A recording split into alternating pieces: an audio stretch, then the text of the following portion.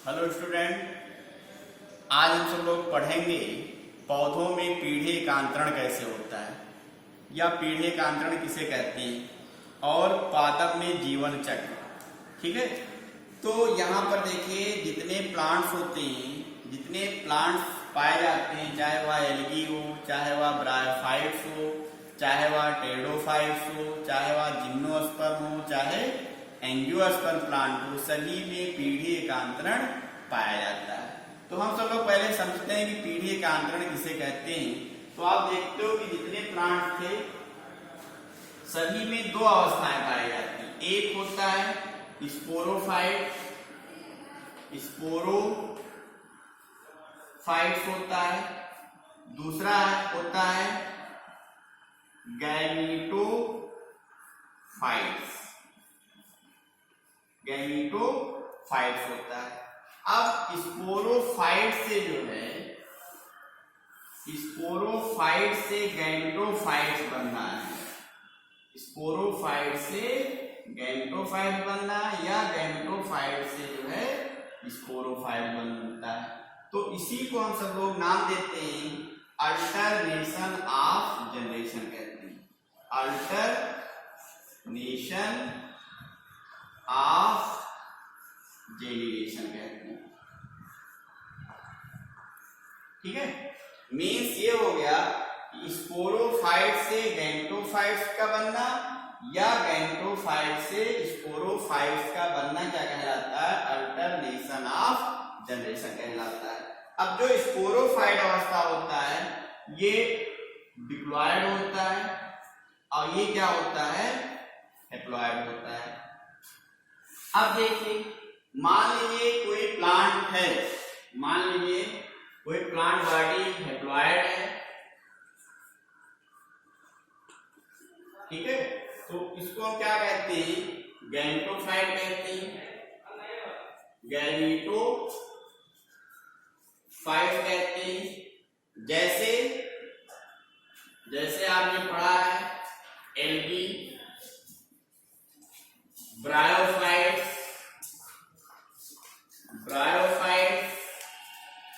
फिर अगर कोई डिप्लॉयड प्लांट बॉडी है, डिप्लॉयड प्लांट बॉडी है, तो इसको हम सब लोग किससे लिखते हैं? स्पोरोफाइट से लिखते हैं। जैसे टेरिडोफाइट्स,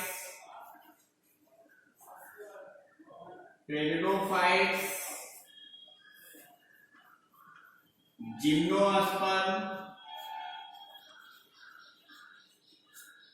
और एंजियोस्पर्म।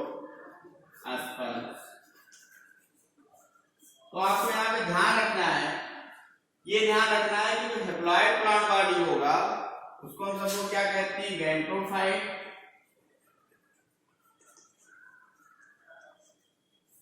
जैसे एल्गी और ब्रायोफाइट्स ये डिप्लॉयड प्लांट बॉडी है, उसको हम क्या कहते हैं? स्पोरोफाइट्स कहते हैं। जैसे टेरिडोफाइट, जिम्नोस्पर्म और एंजियोस्पर्म प्लांट। अब आप देखिए, अगर कोई प्लांट बॉडी है गैमेटोफाइट्स है, तो उनमें जब गैमीट्स बनते हैं तो क्या कौन सा डिवीजन होगा? ये भी आपको ध्यान रखना है, वो माइटोसिस होगा। मीन्स माइटोसिस जो होता है एक प्रकार का कोशिका विभाजन है जिनमें गुणसूत्रों की संख्या हमेशा समान होता है, जबकि मियोसिस जो होता है वो भी एक कोशिका विभाजन का प्रकार है। उनमें होता यह है कि उनमें गुणसूत्रों की संख्या जो होती है वो आधी हो जाती है।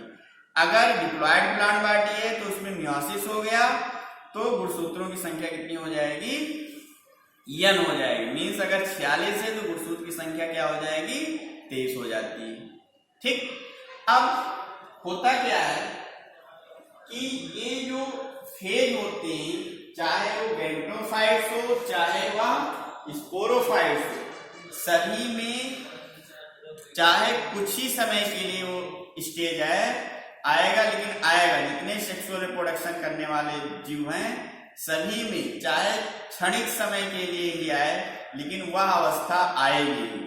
ठीक है। और इसी को हम सबको क्या नाम देते हैं, पीढ़ी एकांतरण कह देते हैं, मीन्स अल्टरनेशन ऑफ जनरेशन कह देते हैं। अब ये जो पीढ़ी एकांतरण होता है 3 टाइप्स का होता है। कितने टाइप्स के होंगे, 3 टाइप्स के होते हैं।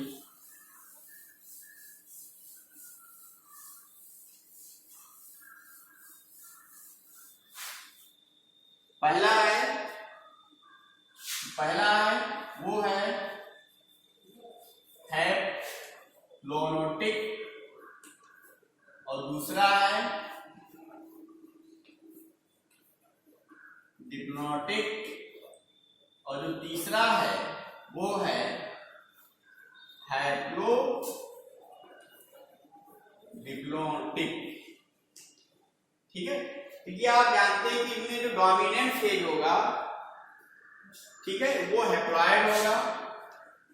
इसमें जो डोमिनेंट का मतलब जो सबसे अधिक अवस्था होगा वो कौन सा होगा, तो हैप्लॉइड में क्या होगा, सबसे ज्यादा जो स्टेज होगा वो हैप्लॉइड होगा, मींस गैमेटोफाइट स्टेज में पाया जाएगा।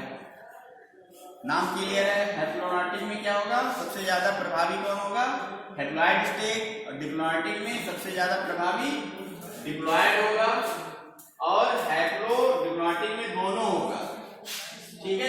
Np+2n दोनों अवस्था जो होता है वो बराबर होता है, तो इसलिए उस साइकिल को हम क्या कह देते हैं, या उस अल्टरनेशन ऑफ जनरेशन को हम क्या कहते हैं, haplo diploid alternation of generation कहते हैं। तो पहला हम देखते हैं हैप्लोनोटिक को। अब अगर इसको हम सब लोग डिफाइन करें तो आप कह सकते हो कि हैप्लोनोटिक में सबसे प्रभावी जो स्टेज होता है वो कौन सा होता है, गैमेटोफाइट होता है। गैमेटोफाइट से मतलब यह अवस्था प्रभावी होता है। आप एग्जाम्पल अगर जानते होंगे तो जैसे एल्गी, जितने एल्गी होती हैं, कुछ एल्गी को छोड़कर जो एडवांस हैं वहां पे कुछ जगह पे आप छोड़ दीजिए, लेकिन जितने एल्गी होती हैं सभी का जो प्लांट बॉडी होती है वो गैमेटोफाइट्स होती है। अब मान लीजिए कोई एल्गी है, प्लांट बॉडी किसका हमने लिया, प्लांट बॉडी है एल्गी का, शैवाल का। अब ये शैवाल आप जानते हो कि हैप्लॉइड होता है, ठीक है। अब इस प्लांट बॉडी में क्या होगा, माइटोसिस डिवीजन होता है। कौन सा डिवीजन होगा, माइटोसिस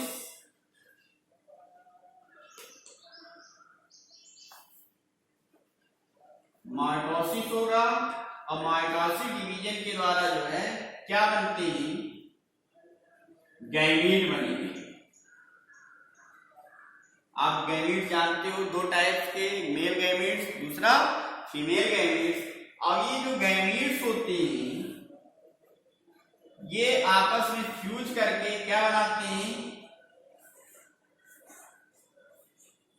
जाइगोट बनाएंगे, और जाइगोट के अंदर जो है हो जाता है मियोसिस, और मियोसिस से क्या बनते हैं, स्पोर, और फिर स्पोर से क्या हो जाता है, एक न्यू गैमेटोफाइट प्लांट बनता है। ठीक है। अब यहां पर देखिए जो डिप्लॉयड स्टेज है बहुत कम समय के लिए आया, 2n जो स्टेज है बहुत कम समय के लिए आया है, तो ऐसे अल्टरनेशन ऑफ जनरेशन को हम सब लोग क्या नाम देते हैं, हैप्लोनोटिक कहते हैं। ठीक है। ये किसमें पाए जाते हैं, मोस्टली जो होता है ये एल्गी में पाया जाता है, जैसे स्पायरोगायरा हो गया, वाल्वाक्स हो गया, क्लेमाइडोमोनास हो गया। क्लियर। तो ये आपका लाइफ साइकिल हो गया। दूसरा अगर हम बात करें डिप्लोनोटिक के बारे में,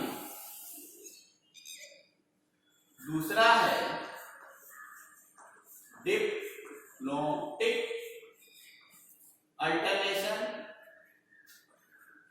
तो यहां पे जो डोमिनेंट फेज होता है वो डिप्लॉयड होगा, जो प्रभावी कौन सा होगा? डिप्लॉयड होगा। जैसे कोई प्लांट ले लीजिए, जैसे ये डिप्लॉयटिक जो होगा वो स्पोरोफाइट सॉरी एंजियोस्पर्म पौधा ले लीजिए, एंजियोस्पर्म प्लांट ले लीजिए, एंजियोस्पर्म प्लांट ले लीजिए। अब जो एंजियोस्पर्म प्लांट है, यहां पर आप देखेंगे ये जो प्लांट होता है आप जानते हो स्पोरोफाइट होता है, स्पोरोफाइट होता है। अब स्पोरोफाइट में जो स्पोर बनेंगे वो किसके द्वारा बनते हैं? मियोसिस के द्वारा। जो स्पोरोफाइट्स होंगे मियोसिस हो जाएगा और मियोसिस के द्वारा क्या बनेंगे? स्पोर बनेंगे। ठीक है। अब ये जो स्पोर होते हैं हैप्लॉयड अवस्था में होंगे या मियोसिस के द्वारा कौन सा फेज आएगा? गैमेटोफाइट आएगा।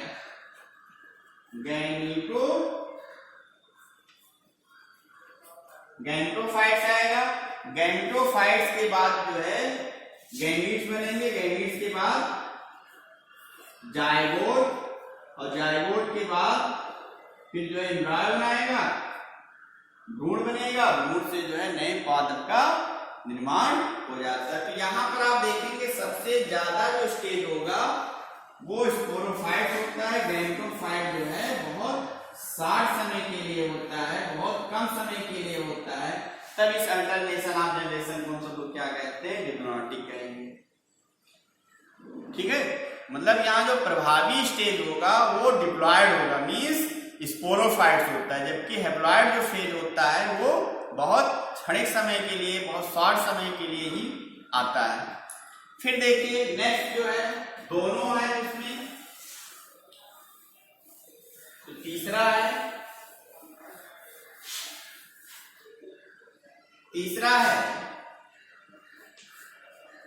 Haplo and डिप्लॉयटिक। इसमें दोनों फेज आएगा, दोनों इक्वली होंगे, मतलब दोनों जो फेज होता है वो बराबर होगा।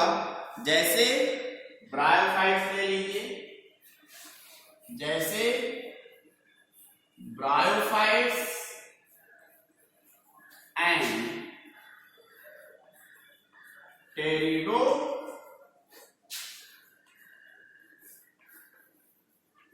ले लीजिए, ब्रायोफाइट्स को ले लीजिए या टेरिडोफाइट्स ले लीजिए। अब होता क्या है, मान लीजिए हमने एग्जांपल में लिया टेरिडोफाइट्स। अब प्लांट क्या है?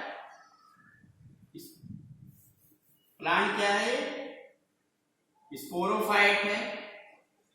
स्पोरोफाइट आप जानते हो डिप्लॉयड है।